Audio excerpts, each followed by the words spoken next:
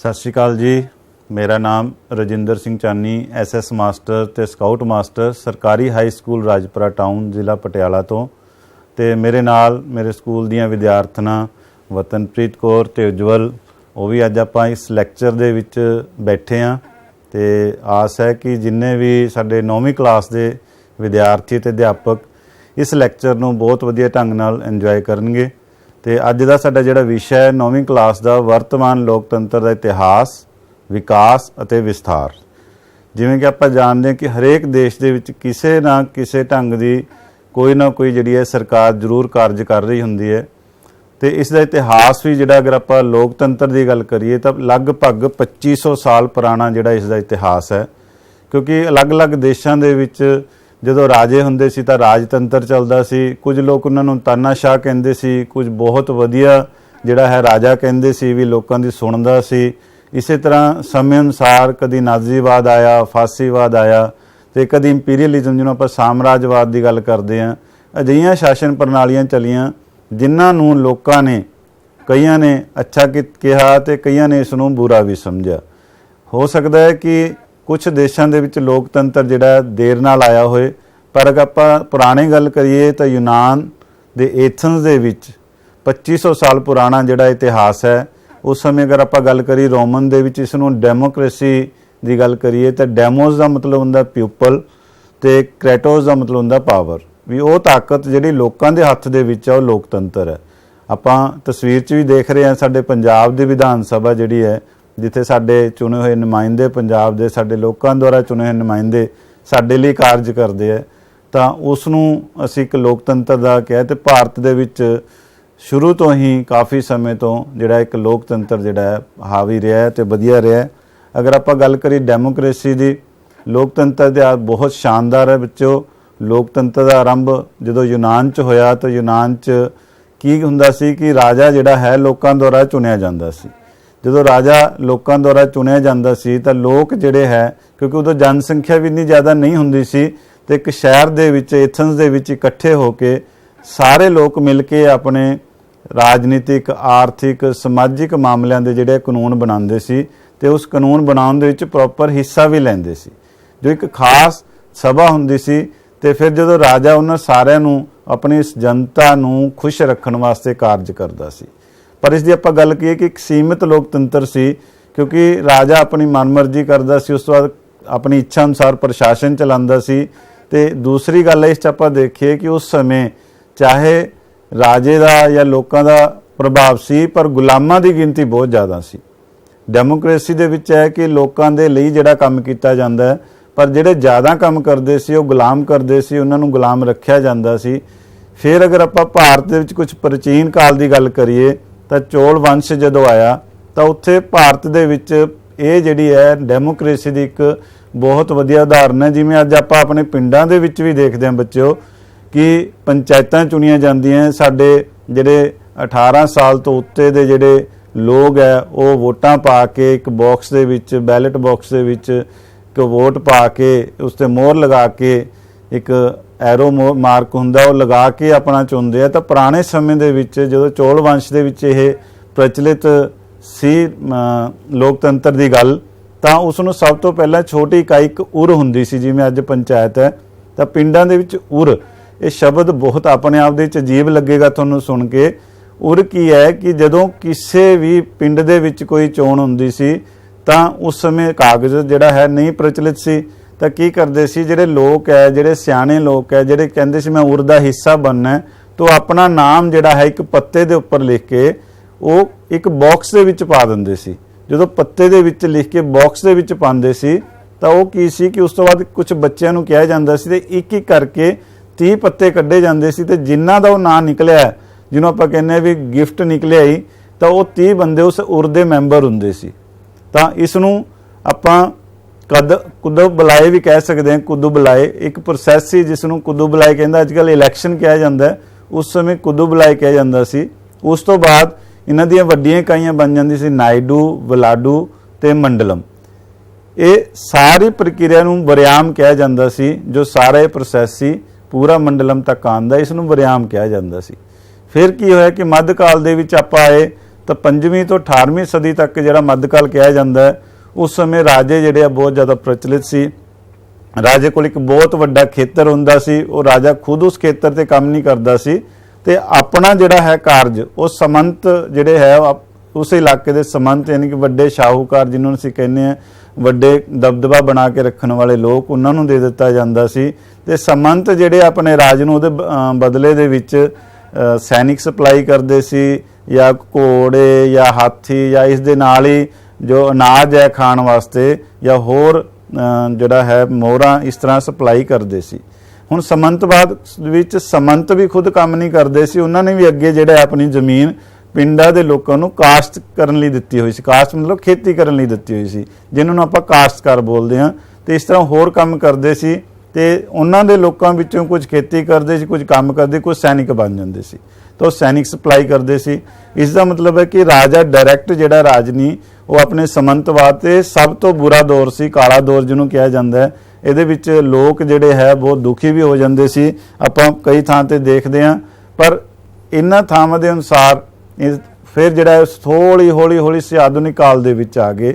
ਆਧੁਨਿਕ ਕਾਲ ਕੀ ਹੈ ਬੇਟੇ, ਕਿ ਜਦੋਂ ਅਸੀਂ ਦੇਖਦੇ ਹਾਂ ਕਿ ਸਾਡੀਆਂ ਸਰਕਾਰਾਂ, ਜਦੋਂ ਸਾਮਰਾਜਵਾਦ ਆਇਆ, ਇੱਕ ਸਰਕਾਰ ਨੇ ਦੂਜੀ ਸਰਕਾਰ ਤੇ, ਇੱਕ ਦੇਸ਼ ਨੇ ਦੂਜੇ ਸਰਕਾਰ ਤੇ ਰਾਜ ਕਰਨਾ ਸ਼ੁਰੂ ਕੀਤਾ ਬਸਤੀਵਾਦ ਦੇ ਰੂਪ ਦੇ ਵਿੱਚ, ਇੰਪੀਰੀਅਲਿਜ਼ਮ ਦੇ ਤੌਰ ਦੇ ਵਿੱਚ, ਤਾਂ ਇਹ ਸ਼ਾਸਕ ਜਿਹੜੇ ਹੈ ਨਿਰੰਕੁਸ਼ ਅਤੇ ਦਮਨਕਾਰੀ ਹੋ ਗਏ। ਇਹਨਾਂ ਦਮਨਕਾਰੀ ਤੇ ਨਿਰੰਕੁਸ਼ ਨੀਤੀਆਂ ਦੇ ਕਰਕੇ ਦੇਸ਼ ਦੇ ਨਾਗਰਿਕ ਜਿਹੜੇ ਹੈ ਉਹ ਜਿਹੜੇ ਹੈ ਆਜ਼ਾਦ ਆਪਣੇ ਆਪ ਨੂੰ ਮਹਿਸੂਸ ਕਰਨਾ ਚਾਹੁੰਦੇ ਸੀ। ਇੱਕ ਤਰ੍ਹਾਂ ਦੀ ਕ੍ਰਾਂਤੀ ਜਿਹੜੀ ਹੈ ਪੈਦਾ ਕਰਨੀ ਸੀ ਤੇ ਲੋਕਾਂ ਨੇ ਪੜ੍ਹਨਾ ਸ਼ੁਰੂ ਕੀਤਾ। ਜਿਵੇਂ ਆਪਾਂ ਗੱਲ ਕਰੀਏ ਮੌਂਟੇਸਕਿਊ, ਵਾਲਟੇਰ, ਰੂਸੋ, ਇਹਨਾਂ ਨੇ ਫਰਾਂਸ ਦੀ ਕ੍ਰਾਂਤੀ ਲਿਆਂਦੀ ਤੇ ਇਸ ਕ੍ਰਾਂਤੀ ਦਾ ਮੁੱਖ ਮੁੱਢ ਕੀ ਹੈ? ਐਜੂਕੇਸ਼ਨ, ਸਿੱਖਿਆ, ਤੇ ਦੂਸਰਾ ਹੈ ਜਾਗਰਿਤ ਸਾਹਿਤ। ਇਹਨਾਂ ਨੇ ਬਹੁਤ ਮਹੱਤਵਪੂਰਨ ਯੋਗਦਾਨ ਪਾਇਆ। ਆਧੁਨਿਕ ਕਾਲ ਦੇ ਵਿੱਚ ਅਗਰ ਗੱਲ ਕਰੀਏ ਤਾਂ ਇੰਗਲੈਂਡ ਦੀ ਜਿਹੜੀ ਸੰਸਦੀ ਲੋਕਤੰਤਰ ਨੇ ਪਹਿਲ ਕਰਦਿਆਂ ਲੋਕਾਂ ਨੂੰ ਪ੍ਰੇਰਿਤ ਕੀਤਾ। ਲੋਕਤੰਤਰ ਦੇ ਬਾਰੇ ਵੱਖ-ਵੱਖ ਜਿਹੜੇ ਆ ਸਾਡੇ ਇਤਿਹਾਸਕਾਰਾਂ ਦੇ ਵਿਚਾਰ ਹੋਏ ਹੈ। ਅਗਰ ਆਪਾਂ ਸੀਲੇ ਦੀ ਗੱਲ ਕਰੀਏ, ਸੀਲੇ ਕਹਿੰਦਾ ਕਿ ਲੋਕਤੰਤਰ ਸਾਡੇ ਦੇਸ਼ ਦੀ ਇੱਕ ਅਜਿਹੀ ਸਰਕਾਰ ਹੈ ਜਿਸ ਵਿੱਚ ਹਰ ਵਿਅਕਤੀ ਦਾ ਹਿੱਸਾ ਹੁੰਦਾ ਹੈ। ਲੋਕਤੰਤਰ ਹਰ ਵਿਅਕਤੀ ਦਾ ਹਿੱਸਾ ਹੁੰਦਾ ਹੈ, ਉਹ ਚਾਹੇ ਛੋਟਾ ਹੈ, ਚਾਹੇ ਵੱਡਾ ਹੈ, ਚਾਹੇ ਲੇਡੀ ਹੈ, ਚਾਹੇ ਜੈਂਟਸ ਹੈ, ਚਾਹੇ ਕਿਸੇ ਤਰ੍ਹਾਂ ਦਾ, ਉਸ ਦਾ ਹਰ ਬੰਦੇ ਦਾ ਉਸ 'ਚ ਹਿੱਸਾ ਹੋਣਾ ਚਾਹੀਦਾ। ਉਸ ਤੋਂ ਬਾਅਦ ਹੈਰੋਡੋਟਸ ਹੈ, ਉਸਨੇ ਕਿਹਾ ਕਿ ਲੋਕਤੰਤਰ ਜਾਂ ਪ੍ਰਜਾਤੰਤਰ ਇੱਕ ਅਜਿਹਾ ਸ਼ਾਸਨ ਹੈ ਜਿਸ ਵਿੱਚ ਸਭ ਤੋਂ ਵੱਡੀ ਸ਼ਕਤੀ ਜਿਹੜੀ ਹੈ ਲੋਕਾਂ ਕੋਲ ਹੁੰਦੀ ਹੈ। ਸਭ ਤੋਂ ਉੱਚੀ ਹਾਈ ਪਾਵਰ ਜਿਹੜੀ ਹੈ ਸਾਡੇ ਦੇਸ਼ ਦੇ ਲੋਕ ਹੈ। ਸਹੀ ਗੱਲ ਹੈ। ਅੱਜ ਆਪਾਂ ਦੇਖਦੇ ਹਾਂ ਕਿ ਅਗਰ ਬੇਸ ਇਹ ਜਿਹਾ ਬਣਿਆ ਸਾਡੀਆਂ ਲੋਕਤੰਤਰ ਦੀਆਂ ਪਰਿਭਾਸ਼ਾਵਾਂ ਦਾ ਵੀ, ਜਿਸ ਵਿੱਚ ਹਰ ਵਿਅਕਤੀ ਆਪਣੀ ਵੋਟ ਪਾਉਂਦਾ, ਹਰ ਵਿਅਕਤੀ ਆਪਣੀ ਗੱਲ ਕਹਿ ਸਕਦਾ, ਪਰ ਕੀ ਹੈ ਕਿ ਬੱਚਾ ਨਹੀਂ ਕਹਿ ਸਕਦਾ ਜਾਂ 18 ਸਾਲ ਤੋਂ ਘੱਟ ਨਹੀਂ ਕਹਿ ਸਕਦਾ। ਇਸ ਲਈ ਇਹਨਾਂ ਲੋਕਤੰਤਰ ਦੀਆਂ ਪਰਿਭਾਸ਼ਾਵਾਂ ਨੂੰ ਆਪਾਂ ਨੂੰ ਹੋਰ ਜ਼ਿਆਦਾ ਪਰਿਭਾਸ਼ਿਤ ਕਰਨ ਦੀ ਜ਼ਰੂਰਤ ਪਈ। ਉਸ ਦੇ ਵਿੱਚ ਲਾਰਡ ਬ੍ਰਾਈਸ ਜਿਹੜੇ ਹੈ ਉਹਨਾਂ ਨੇ ਕਿਹਾ ਕਿ ਲੋਕਤੰਤਰ ਉਹ ਸ਼ਾਸਨ ਹੈ ਜਿਸ ਦੇ ਵਿੱਚ ਰਾਜ ਦੀ ਸ਼ਾਸਨ ਪ੍ਰਣਾਲੀ ਇੱਕ ਖਾਸ ਵਿਅਕਤੀ ਕੋਲ, ਜਿਵੇਂ ਆਪਾਂ ਕਹਿੰਦੇ ਰਾਜੇ ਕੋਲ ਨਾ ਹੋਏ, ਸਮੰਤਵਾਦ ਕੋਲ ਨਾ ਹੋਏ, ਜਾਂ ਸ਼੍ਰੇਣੀਆਂ ਦੇ ਹੱਥਾਂ, ਕਿਸੇ ਇੱਕ ਬੰਦੇ ਜਾਂ ਗਰੁੱਪ ਦੇ ਹੱਥ 'ਚ ਨਾ ਹੋ ਕੇ ਸਗੋਂ ਸਮਾਜ ਦੇ ਸਾਰੇ ਹੱਥਾਂ 'ਚ ਹੁੰਦੀ ਹੈ। ਹਰ ਕੋਈ ਉਸ ਜਿਹੜੇ ਹੈ ਸ਼ਾਸਨ ਦੇ ਵਿੱਚ ਆਪਣਾ ਯੋਗਦਾਨ ਪਾ ਸਕਦਾ। ਇਸ 'ਚ ਕੀ ਹੈ ਕਿ ਲਾਰਡ ਬ੍ਰਾਈਸ ਨੇ ਕਿਹਾ ਕਿ ਹਰ ਬੰਦਾ ਜਿਹੜਾ ਹੈ ਜੋ ਖਾਸ ਨਹੀਂ ਹੋਣਾ ਚਾਹੀਦਾ, ਆਮ ਇਨਸਾਨ ਵੀ ਜਿਹੜਾ ਆਪਣੇ ਲੋਕਤੰਤਰ ਦਾ ਹਿੱਸਾ ਹੋ ਸਕੇ। ਉਸ ਤੋਂ ਬਾਅਦ ਆਪਣੇ ਅਮਰੀਕਾ ਦੇ ਜਿਹੜੇ ਰਾਸ਼ਟਰਪਤੀ ਹੋਏ ਇਬਰਾਹਿਮ ਲਿੰਕਨ ਜੀ, ਉਹਨਾਂ ਨੇ ਬਹੁਤ ਵਧੀਆ, ਜਿਹੜੀ ਆਮ ਤੌਰ ਤੇ ਬੱਚੇ ਹਮੇਸ਼ਾ ਸੁਣਦੇ ਵੀ ਹੋਣੇ ਵੀ ਲੋਕਤੰਤਰੀ ਸਰਕਾਰ ਕੀ ਹੈ। ਲੋਕਤੰਤਰ ਕੀ ਹੈ?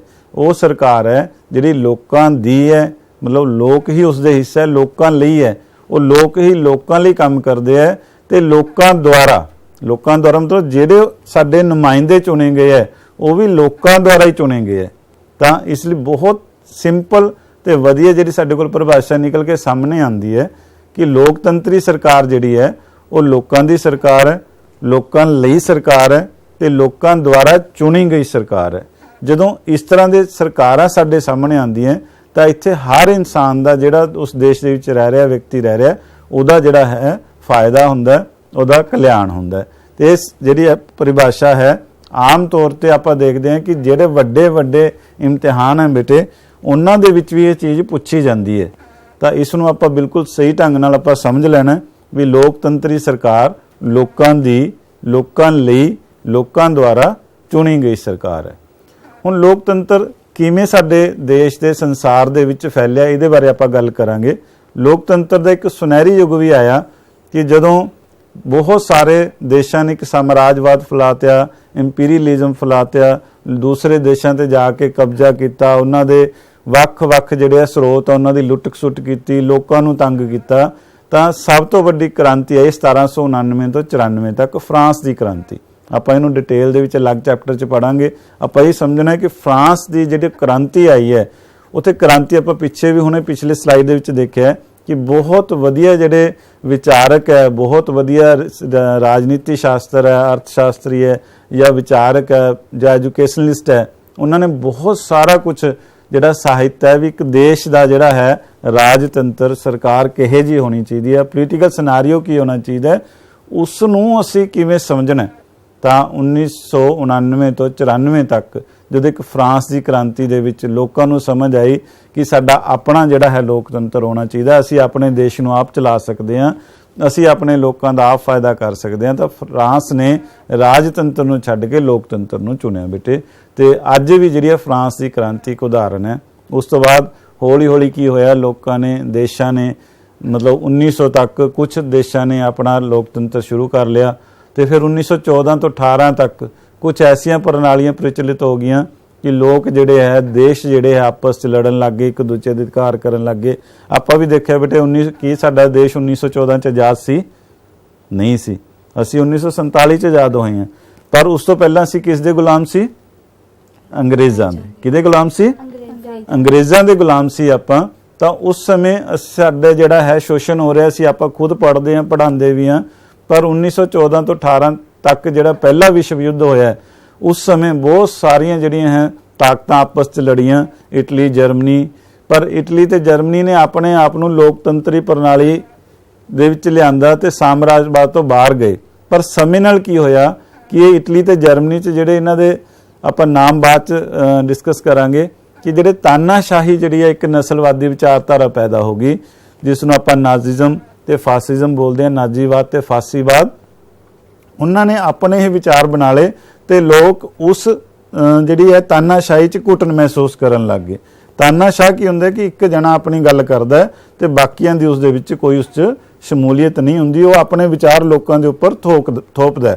ਤਾਂ ਉਸ ਨਾਲ ਕੀ ਹੋਇਆ ਕਿ ਪਹਿਲੇ ਵਿਸ਼ਵ ਯੁੱਧ ਤੋਂ ਬਾਅਦ ਇਟਲੀ ਤੇ ਜਰਮਨੀ ਨੂੰ ਜਿਹੜਾ ਨਸਲਵਾਦੀ ਵਿਚਾਰਧਾਰਾ ਨੂੰ ਅਪਣਾਇਆ ਤੇ ਲੋਕ ਉਸ ਤੋਂ ਦੁਖੀ ਹੋ ਗਏ। ਤੇ 1939 ਤੋਂ 45 ਤੱਕ ਫਿਰ ਦੂਸਰਾ ਵਿਸ਼ਵ ਯੁੱਧ ਹੋਇਆ।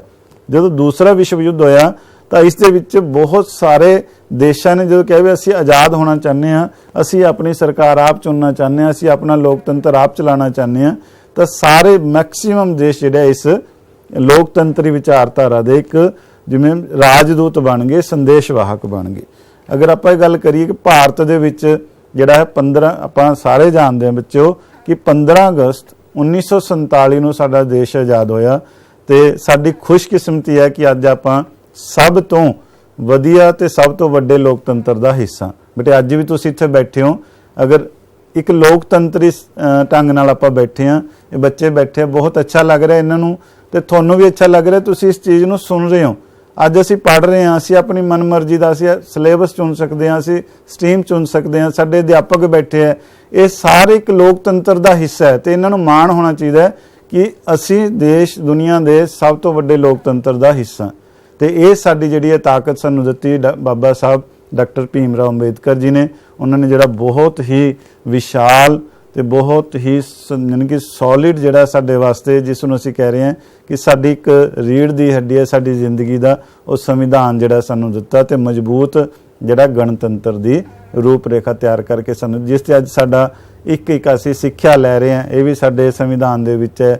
ਅਸੀਂ ਗੱਲ ਕਰ ਸਕਦੇ ਹਾਂ, ਅਸੀਂ ਆਪਣੇ ਵਿਚਾਰ ਪ੍ਰਗਟਾ ਸਕਦੇ ਹਾਂ, ਇਹ ਵੀ ਸਾਡੇ ਲੋਕਤੰਤਰ ਦਾ ਹਿੱਸਾ ਹੈ। ਅਸੀਂ ਇਕੱਠੇ ਹੋ ਸਕਦੇ ਹਾਂ, ਇਹ ਵੀ ਸਾਡੇ ਲੋਕਤੰਤਰ ਦਾ ਹਿੱਸਾ ਹੈ।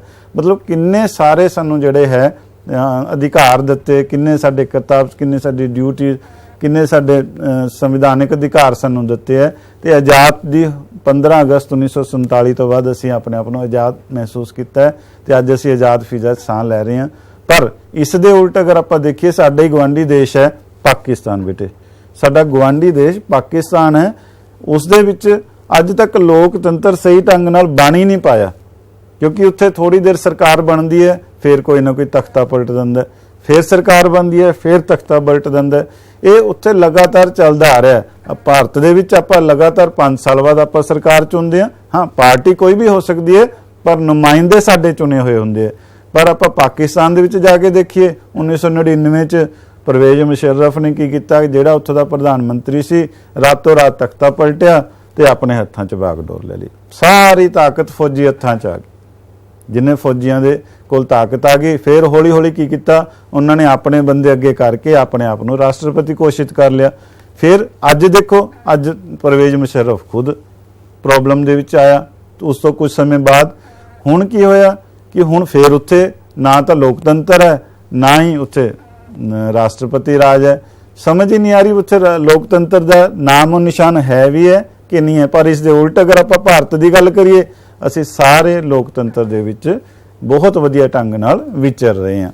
तो लोकतंत्र वो चीज़ है जी लगातार चले। बेटे अगर आप पढ़िए, ये तो आप सिर्फ 2 देशों की गल की है, भारत पाकिस्तान की, इस तो इलावा बर्मा है, इस तो इलावा होर सारे देश है। पर आप गल करांगे दक्षिणी अमरीका दे, क्योंकि आप संसार की गल कर रहे हैं इस समय। आप अपने देश या अपने पड़ोसी देशों से सीमित नहीं रहना। तो असीं आप चिली की गल करिए तो दक्षिणी अमरीका का देश है। 1970 ਦੇ ਵਿੱਚ ਇੱਕ ਐਲੈਂਡੇ ਨਾਮ ਦੇ ਜਿਹੜੇ ਹੈ ਇੱਕ ਨੇਤਾ ਹੋਇਆ, ਲੀਡਰ ਹੋਇਆ, ਉਹਨਾਂ ਨੇ ਇੱਕ ਪਾਰਟੀ ਬਣਾਈ, ਸੋਸ਼ਲਿਸਟ ਪਾਰਟੀ, ਜਿਹਨੂੰ ਆਪਾਂ ਸੋਸ਼ਲ ਸਮਾਜਿਕ ਪਾਰਟੀ ਬਣਾਈ, ਸੋਸ਼ਲਿਸਟ ਨਾਮ ਦਿੱਤਾ। ਤੇ ਉਸ ਤੋਂ ਬਾਅਦ ਉਹਨਾਂ ਨੇ ਲੋਕਾਂ ਨੂੰ ਕਿਹਾ ਕਿ ਸਾਡੇ ਇਹ ਅਧਿਕਾਰ ਹੈ, ਸਾਡੇ ਹੱਕ ਹੈ, ਲੋਕਾਂ ਨੂੰ ਇਕੱਠਾ ਕੀਤਾ। ਫਿਰ ਉਹ ਜਦੋਂ ਇਲੈਕਸ਼ਨਸ ਹੋਈਆਂ ਤਾਂ ਉੱਥੇ ਚਿਲੀ ਦੇ ਰਾਸ਼ਟਰਪਤੀ ਬਣ ਗਏ।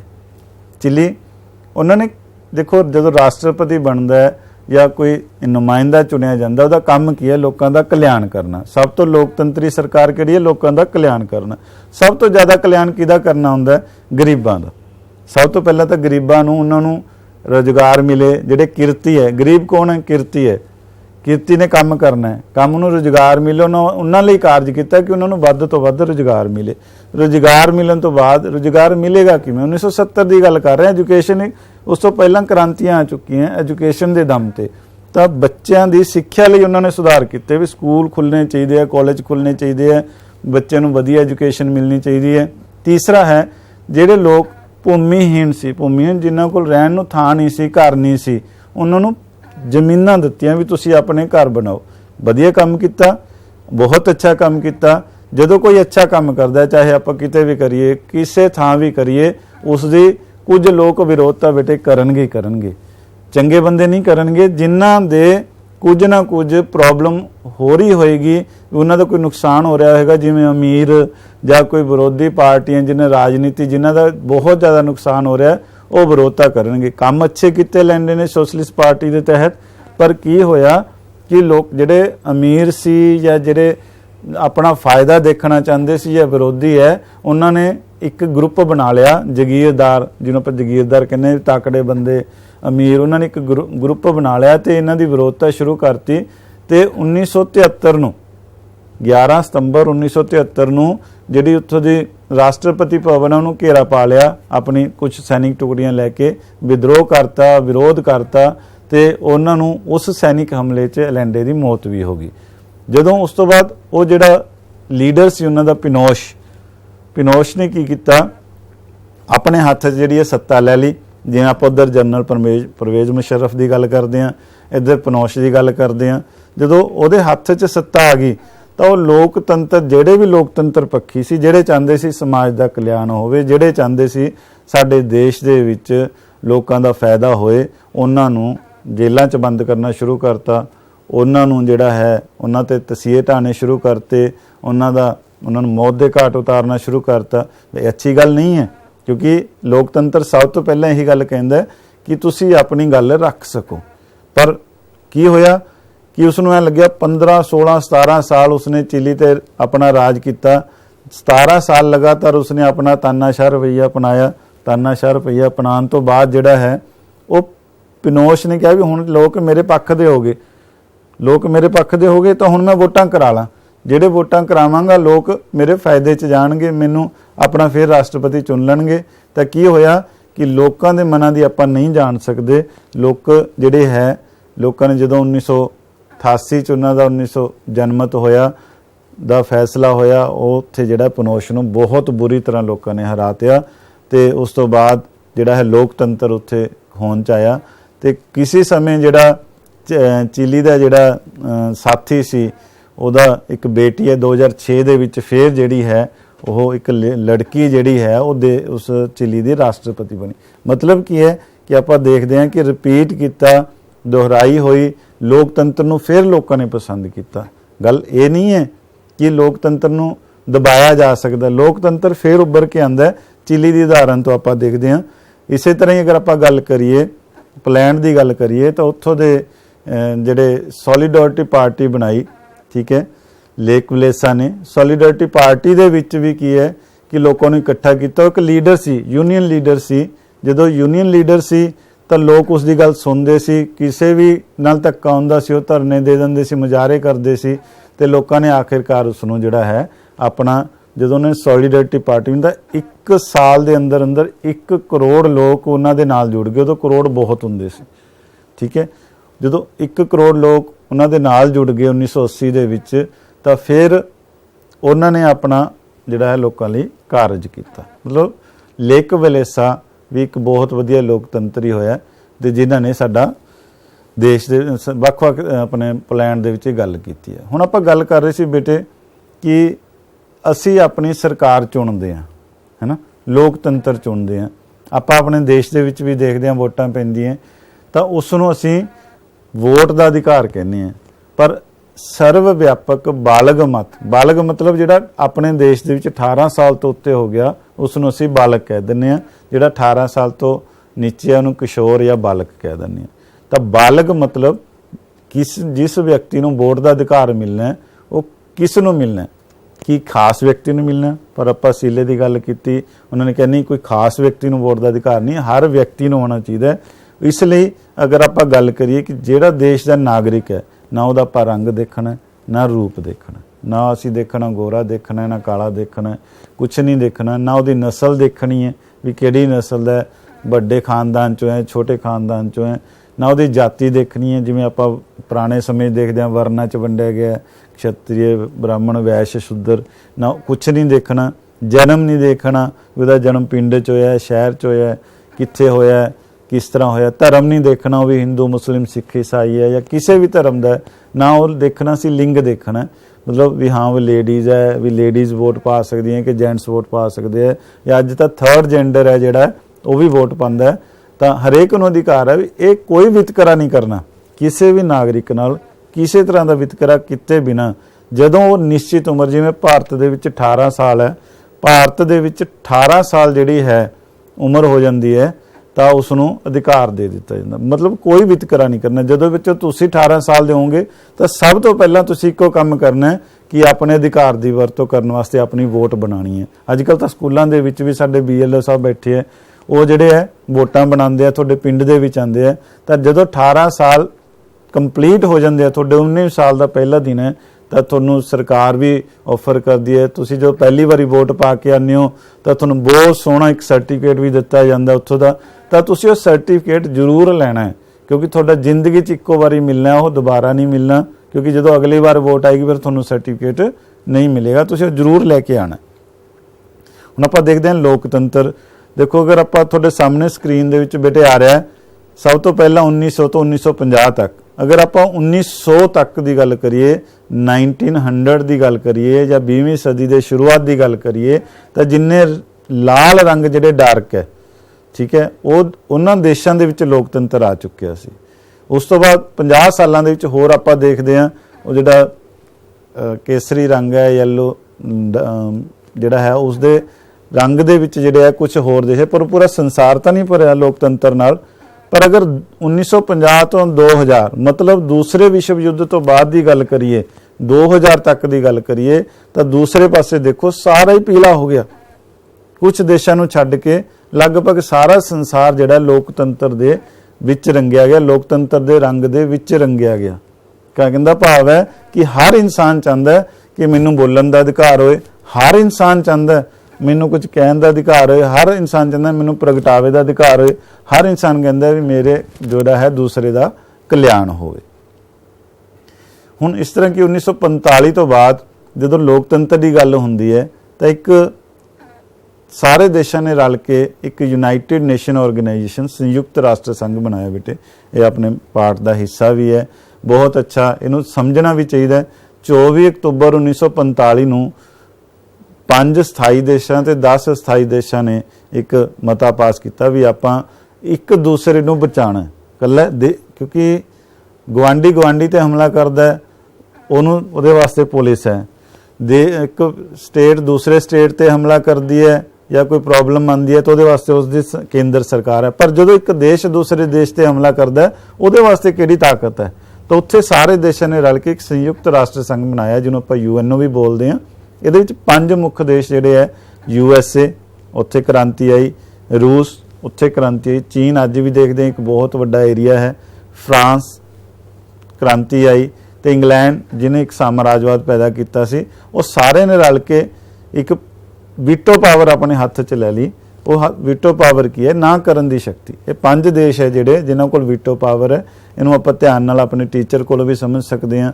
ਇੱਥੇ ਵੀ ਇਹ ਵੀ ਨਾ ਕਰਨ ਦੀ ਸ਼ਕਤੀ। ਇਹ 5 ਦੇਸ਼ ਅਗਰ ਕੋਈ ਫੈਸਲਾ ਲੈਂਦੇ ਆ ਤੇ ਇਹਨਾਂ ਨੂੰ ਕੋਈ ਰੋਕਦਾ ਤਾਂ ਇਹ ਨਾ ਕਰ ਸਕਦਾ, ਨਹੀਂ ਮੈਂ ਇਹ ਕੰਮ ਕਰਨਾ ਹੀ ਕਰਨਾ। ਪਰ ਅੱਜ ਅਗਰ ਗੱਲ ਕਰੀਏ ਤਾਂ UNO 'ਚ 193 ਮੈਂਬਰ ਹੈ, ਭਾਰਤ ਵੀ ਉਸ ਦਾ ਹਿੱਸਾ ਹੈ। ਇਹਨਾਂ ਦਾ ਕੰਮ ਕੀ ਹੈ ਕਿ ਸੁਰੱਖਿਆ ਨਿਸ਼ਚਿਤ ਕਰਨੀ, ਆਪਣੀ ਨਹੀਂ, ਇੱਕ ਦੇਸ਼ ਦੀ ਦੂਜੇ ਦੇਸ਼ ਦੀ। ਦੂਸਰਾ ਗਰੀਬ ਦੇਸ਼ਾਂ ਦੀ ਮਦਦ ਕਰਨੀ। ਤੀਸਰਾ ਵਾਤਾਵਰਣ ਦੇ ਪੈਦਾ ਹੋਏ ਖਤਰੇ ਨੂੰ ਜਿਹੜਾ ਹੈ ਰੋਕਣਾ। ਅਨਿਆਂਪੂਰਨ ਢੰਗ ਨਾਲ ਇੱਕ ਦੇਸ਼ ਤੋਂ ਦੂਜੇ ਦੇਸ਼ ਤੇ ਹੋਣ ਵਾਲੇ ਹਮਲੇ ਨੂੰ ਰੋਕਣਾ। ਸਮਾਜਿਕ ਸਮਾਨਤਾ ਲਿਆਉਣ ਲਈ ਕਾਰਜ ਕਰਨੇ। ਇਸ ਦੇ ਨਾਲ ਇੱਕ IMF ਜਿਹੜਾ ਆਪਣਾ ਇੰਟਰਨੈਸ਼ਨਲ ਮੋਨੇਟਰੀ ਫੰਡ ਜਾਂ ਅੰਤਰਰਾਸ਼ਟਰੀ ਮੁਦਰਾ ਕੋਸ਼ ਹੈ, ਇਸ ਦੇ ਵਿੱਚ ਵੀ ਉਹ 5 ਰਾਸ਼ਟਰ ਤਾਂ ਹੈਗੇ ਜਿਹੜੇ ਆਪਾਂ ਪਹਿਲਾਂ ਗੱਲ ਕੀਤੀ ਹੈ, USA ਰੂਸ, ਚਾਈਨਾ, ਫਰਾਂਸ, ਇੰਗਲੈਂਡ, ਹੈ ਨਾ। ਇਹਨਾਂ ਤੋਂ ਇਲਾਵਾ UAE ਸੰਯੁਕਤ ਅਰਬ ਅਮੀਰਾਤ, ਜਰਮਨੀ, ਜਾਪਾਨ, ਕੈਨੇਡਾ, ਇਟਲੀ, ਇਸ 'ਚ ਵੀ 188 ਦੇਸ਼ ਜਿਹੜੇ ਹੈ ਮੈਂਬਰ ਹੈ। ਇਹ ਮੇਨ ਕੰਮ ਕੀ ਕਰਦਾ ਹੈ ਕਿ ਇਹ ਜਿਹੜੇ ਦੂਸਰੇ ਦੇਸ਼ ਹੈ ਉਹਨਾਂ ਨੂੰ ਇੰਟਰਨੈਸ਼ਨਲ ਫੰਡ ਮਤਲਬ ਕਰਜ਼ਾ ਦੇਣ ਦਾ ਕੰਮ ਕਰਦਾ ਹੈ। ਜਿਵੇਂ ਆਪਾਂ ਕਹਿ ਲਈਏ ਕਿ ਕਿਸੇ ਦੇਸ਼ ਦੇ ਵਿੱਚ ਐਜੂਕੇਸ਼ਨ ਨਹੀਂ ਸਹੀ ਚੱਲ ਰਹੀ ਤਾਂ ਪੂਰੇ ਦੇਸ਼ ਨੂੰ, ਪੂਰੇ ਦੇਸ਼ ਦੇ ਸਕੂਲਾਂ ਨੂੰ ਬਣਾਉਣ ਦਾ ਕਰਜ਼ਾ ਲੈ ਸਕਦੇ ਆ ਵੀ ਹਾਂ ਸਾਡੇ ਦੇਸ਼ 'ਚ ਸਕੂਲ ਬਣਾਉਣੇ, ਇਸ ਹੈਲਪ ਲੈ ਸਕਦੇ ਆ। ਕਿਤੇ ਕੋਈ ਭੂਚਾਲ ਆ ਗਿਆ, ਕਿਤੇ ਕੁਛ ਆ ਗਿਆ ਤਾਂ ਕੋਈ ਜ਼ਿਆਦਾ ਜ਼ਰੂਰਤ ਹੈ, ਉਹਨਾਂ ਨੇ ਪਾਣੀ ਦਾ ਪ੍ਰਬੰਧ ਕਰਾਉਣਾ ਪੂਰੇ ਦੇਸ਼ 'ਚ, ਤਾਂ ਉਹ ਆਪਣਾ ਲੈ ਸਕਦੇ ਆ। ਪਰ ਇਸ 'ਚ ਮੇਨ ਚੀਜ਼ ਕੀ ਹੈ ਕਿ ਜਿਹੜੇ 10 ਦੇਸ਼ ਹੈ, ਜਦੋਂ ਆਪਾਂ ਕਿਸੇ ਤੋਂ ਕੋਈ ਚੀਜ਼ ਲੈਣੀ ਹੈ ਤਾਂ ਪਹਿਲਾਂ ਉੱਥੇ ਹਿੱਸਾ ਪਾਉਣਾ ਵੀ ਪਏਗਾ। ਆਪਾਂ ਮੰਨ ਲਓ ਕਿਸੇ ਤੋਂ ਕੋਈ ਚੀਜ਼ ਲੈਣੀ ਹੈ ਤਾਂ ਉੱਥੇ ਹਿੱਸਾ ਪਾਉਣਾ ਪਏਗਾ। ਤਾਂ ਉਸ ਨਾਲ ਕੀ ਹੈ ਕਿ ਹਰ ਦੇਸ਼ ਆਪਣਾ ਹਿੱਸਾ ਪਾਉਂਦਾ, ਪਰ ਜੋ ਪੈਸੇ ਦਾ 52% ਜਿਹੜਾ ਹੈ ਇਹ 10 ਦੇਸ਼ ਜਿਹੜੇ ਆ, ਜਿਹੜੀ ਆਪਾਂ ਗੱਲ ਕੀਤੀ ਹੈ, USA ਰੂਸ, ਚੀਨ, France, England, UAE, Germany, Japan, Canada ਤੇ ਇਟਲੀ, ਇਹ ਸਾਰੇ ਮਿਲ ਕੇ 52% ਹਿੱਸਾ ਪਾਉਂਦੇ ਆ। ਤੇ ਬਾਕੀ ਅਗਰ 178 ਦੇਸ਼ਾਂ ਦੀ ਗੱਲ ਕਰੀਏ ਉਹ 48% ਹਿੱਸਾ ਪਾਉਂਦੇ ਆ, ਜਿਸ 'ਚ ਭਾਰਤ ਵੀ ਹੈ। ਤੇ ਇਸ ਦਾ ਜਿਹੜਾ ਪ੍ਰਧਾਨ ਹੁੰਦਾ ਜਿਹੜਾ ਹੈ ਸਾਡੇ USA ਦਾ ਹੀ ਕੋਈ ਨਾ ਕੋਈ ਮੈਂਬਰ ਹੋਏਗਾ। ਹੁਣ ਆਪਾਂ ਇਹ ਸਾਰਾ ਬੇਟੇ ਕੀਤਾ, ਦੇਖਿਆ, ਇਹ ਸਾਰਾ ਲੈਕਚਰ ਇੱਕ ਆਪਾਂ ਸੰਖੇਪ ਦੇ ਵਿੱਚ ਕੀਤਾ ਤੇ ਪਰ ਮੈਂ ਜ਼ਰੂਰ ਹੁਣ ਮੇਰੇ ਨਾਲ ਜਿਹੜੇ ਬੱਚੇ ਬੈਠੇ ਆ ਵਤਨ ਤੇ ਉਜਵਲ, ਆਪਾਂ ਕੁਛ ਨਾ ਕੁਛ ਇਸ ਤੋਂ ਸਮਝਿਆ ਹੋਏਗਾ। ਸਾਡੇ ਜਿਹੜੇ ਬੱਚੇ ਬੈਠੇ ਆ ਸਾਹਮਣੇ ਵੀ ਸਮਝਿਆ ਹੋਏਗਾ, ਸਾਡੇ ਟੀਚਰਸ ਨੇ ਵੀ ਬੱਚੇ ਨੂੰ ਬਹੁਤ ਵਧੀਆ ਢੰਗ ਨਾਲ ਪੜ੍ਹਾਉਣਾ ਹੈ। ਪਰ ਆਪਾਂ ਇਸ ਦਾ ਕੁਛ ਰੀਕੈਪਚੁਲੇਸ਼ਨ ਕਰਾਂਗੇ ਜਿੰਨਾ ਵੀ ਕੀਤਾ ਤੇ ਉਸ ਦੇ ਵਿੱਚ ਸਭ ਤੋਂ ਪਹਿਲਾਂ ਉਜਵਲ ਸਾਡੇ ਨਾਲ ਹੈ, ਸਾਡੇ ਸਕੂਲ ਦੀ ਬਹੁਤ ਅੱਛੀ ਵਿਦਿਆਰਥਣ ਹੈ। ਇਬਰਾਹਿਮ ਲਿੰਕਨ ਦੀ ਜੋ ਲੋਕਤੰਤਰ ਦੀ ਪਰਿਭਾਸ਼ਾ ਹੈ ਬੇਟੇ ਉਹਦੇ ਬਾਰੇ ਦੱਸੋ, ਆਪਾਂ ਨੂੰ ਇਮੀਡੀਏਟਲੀ ਕੀ ਸਮਝ ਆਇਆ? ਇਬਰਾਹਿਮ ਲਿੰਕਨ ਅਨੁਸਾਰ ਲੋਕਤੰਤਰ ਸਰਕਾਰ ਇੱਕ ਐਜੀ ਸਰਕਾਰ ਹੈ ਲੋਕਾਂ ਦੀ, ਲੋਕਾਂ ਲਈ, ਲੋਕਾਂ ਦੁਆਰਾ ਚੁਣੀ ਗਈ ਸਰਕਾਰ। ਬੇਟੇ ਜਿਹੜਾ ਸਾਡਾ ਵਤਨਪ੍ਰੀਤ ਹੈ, ਆਪਾਂ ਗੱਲ ਕੀਤੀ ਹੈ ਵੋਟ ਪਾਉਣ ਦੇ ਅਧਿਕਾਰ ਦੀ, ਤਾਂ ਉਹ ਬਾਲਗ ਮਤ ਅਧਿਕਾਰ ਤੋਂ ਕੀ ਭਾਵ ਹੈ? ਸਰਵ ਵਿਆਪਕ ਸਾਰੇ ਨਾਗਰਿਕਾਂ ਨੂੰ ਜਨਮ, ਜਾਤ, ਧਰਮ, ਲਿੰਗ, ਧਰਮ ਦੇ ਆਧਾਰ ਤੇ ਕੋਈ ਵੀ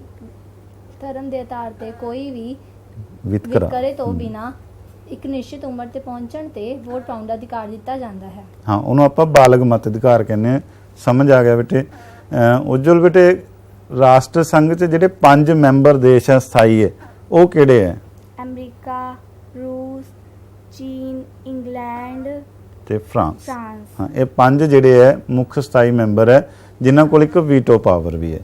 ਬੇਟੇ ਆਪਾਂ ਇੱਕ ਚਿਲੀ ਦੇ ਵਿੱਚ ਆਪਾਂ ਲੈਂਡੇ ਜਿਹੜੇ ਕਿ ਲੋਕਾਂ ਦੇ ਪੱਖ ਦੀ ਗੱਲ ਕਰਨ ਵਾਲਾ ਹੈ, ਉਹਨਾਂ ਦੀ ਗੱਲ ਕੀਤੀ ਹੈ, ਉਹਨਾਂ ਬਾਰੇ ਕੀ ਕਹਿਣਾ ਚਾਹੋਗੇ?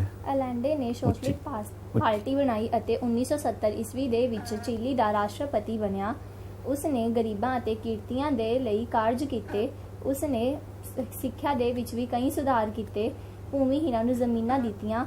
ਵਿਰੋਧੀ ਪਾਰਟੀਆਂ ਅਤੇ ਜ਼ਗੀਰਦਾਰਾਂ ਅਤੇ ਅਮੀਰਾਂ ਨੇ ਉਸ ਦੀ ਵਿਰੋਧ ਕੀਤਾ ਅਤੇ 11 ਸਤੰਬਰ 1973 ਈਸਵੀ ਦੇ ਵਿੱਚ ਘੇਰਾ ਪਾਇਆ। ਇਸ ਸੈਨਿਕ ਹਮਲੇ ਦੇ ਵਿੱਚ ਉਸ ਦੀ ਮੌਤ ਹੋ ਗਈ। ਇਹ ਸੀ ਜਿਹੜੇ ਸਾਡੇ ਐਲੈਂਡੇ ਬਾਰੇ ਰੀਕੈਪਚੁਲੇਸ਼ਨ ਸੀ। ਆਪਾਂ ਬੱਚੇ ਵੀ ਜਿਹੜੇ ਹੈ ਸਵਾਲ ਜਿਹੜੇ ਇਸ ਤਰ੍ਹਾਂ ਕਰ ਸਕਦੇ ਆ।